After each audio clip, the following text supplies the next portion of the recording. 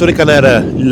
il comparto caseario è un comparto che è abbastanza in crisi, soprattutto per il poco interesse a livello nazionale. Qua in Veneto invece queste mostre possono essere fondamentali. Queste mostre sono fondamentali non solo per i nostri cittadini ma anche per i turisti che stiamo cercando di riportare in massa nel nostro territorio. Stiamo ripartendo bene e l'enogastronomia è sicuramente un driver fondamentale del turismo, quindi il lavoro che dobbiamo fare noi è di abbinamento dei prodotti tipici locali con l'aspetto turistico, quindi invogliare anche i nostri albergatori, i nostri ristoratori a spingere sulla promozione dei prodotti locali che sono quel plus in più che fa la differenza a livello internazionale. A proposito di questo binomio, lei prima ricordava nel suo intervento che sarebbe importante che il prodotto enogastronomico diventasse anche un souvenir dei turisti. Assolutamente sì, io dico sempre che il turista quando viene sul territorio non deve tornarsene a casa, pensate a coloro i quali vanno a Venezia che magari tornano a casa con la gondolina di plastica acquistata che molto spesso proviene addirittura dalla Cina. No,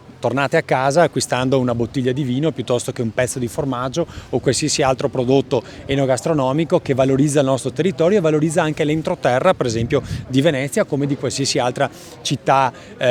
turistica del Veneto, quindi questo è un messaggio importante da dare e ci permette anche di far capire che il prodotto italiano, il famoso Italian sounding, non è fatto da chi fa i prodotti all'estero copiando il nome italiano, ma fatto invece di prodotti veri e propri collegati al territorio.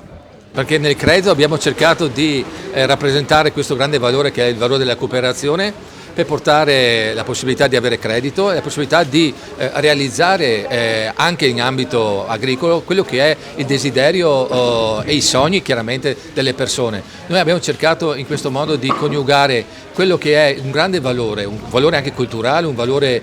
di sapere, un valore proprio di cultura, di tradizione, ecco, e insieme alla possibilità di poter essere di aiuto affinché tutto questo possa essere divulgato e anche conosciuto non soltanto nelle nostre zone ma anche in altre e su questo dobbiamo dire che l'aiuto che noi possiamo dare è non soltanto perché sosteniamo la loro economia ma sosteniamo anche la possibilità di fare conoscere questo tipo di cultura che è una roba fondamentale per i nostri territori, per la nostra comunità. Allora Presidente, quanto importanti sono queste manifestazioni, questa che è giunta poi alla sua 25esima edizione, per far conoscere il mondo di Aprolab a tutti i cittadini e a tutta la popolazione? Ma più che il mondo di Aprolab, per far conoscere veramente i formaggi. Quando è partita 25 anni fa nessuno sapeva cos'era il morlacco,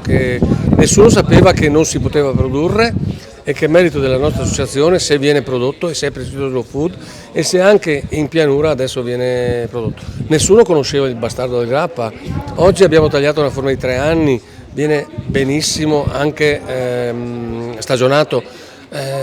serve a conoscere, a far conoscere e serve anche a aumentare il livello delle nostre produzioni perché effettivamente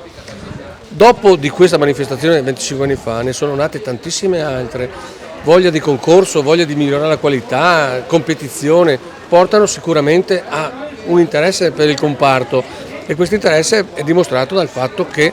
il 92% del nostro latte, come ho detto nella relazione iniziale, viene trasformato in formaggi di pregio. Nessuna regione ha la ricerca della qualità che abbiamo noi nel Veneto. Purtroppo avete visto com'è andata per colpa del maltempo che ci ha assaliti 3 anni su 25, però noi siamo determinati e decisi, non è che questo ci ferma, faremo il Caseus, faremo tutte le manifestazioni che dobbiamo fare come abbiamo fatto l'anno scorso e che voi conoscete benissimo e vorremmo sempre continuare ad aumentare quello che è l'attenzione per le nostre produzioni e il livello di competitività.